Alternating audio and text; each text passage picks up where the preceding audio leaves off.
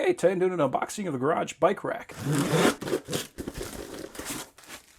So we have our rear tire holders, so there's just got a couple of holes in there we can screw to the stud. Those mounting holes are about 1 inch apart, so that should just fit on a piece of lumber. So if you're going to be screwing that into a stud, just screw it in at a slight angle and you'll be able to hit that without an issue. It is definitely a solid piece of metal, so this is not flexible, and it has what looks like a very good powder coating on it.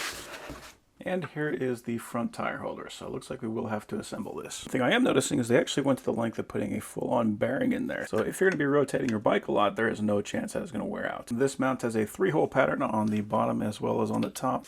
It does come with instructions. This is interesting, so they actually taped the hardware to the bottom of the box, that way there's no chance that we're going to lose that. So this comes with concrete anchors, we got wood screws, we got a couple of Allen wrenches, and we got some hex head bolts and washers. It is calling the black washers 4 and the white washers 5. So we'll be attaching the white washers on the bottom and the black washers in the middle. So this loop is going to be facing down. We'll be using our longer bolts for the bottom, and it looks like they actually put some Loctite on there, which is excellent, so we don't have to worry about these things backing out. And we're going to be putting the tire holder in there so that the bend is facing away. So I'll do bolt and then a white washer, and I'll get that one started.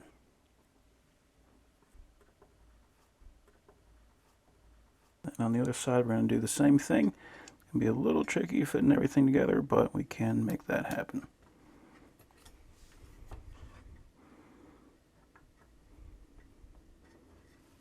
And we don't really want to make this tight because we want this to be able to pivot. We just want to make sure it is not going to back out.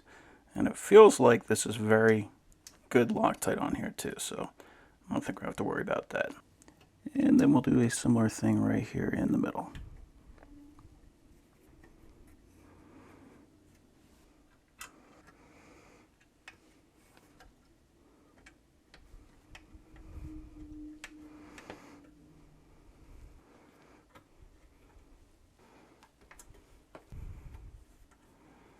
Okay, so that actually wasn't that bad. Just a matter of 4 bolts, 4 washers. Now all we got left is just to mount this guy up, and then that is going to be a pretty sweet rack. That moves very nicely. Cool. Yeah, feels like quality construction. We got a super thick bar right there. We have a set screw right there, so that's going to provide a stop for this. That way we'll hold that tire holder straight out. The main point of having this on there is to provide a pivot point for that rear tire. So if you were to rotate your bike left and right, that rear tire will be swinging around. So this will prevent those tire marks from ending up on the wall. But yeah, overall, that looks like a very nice bike rack.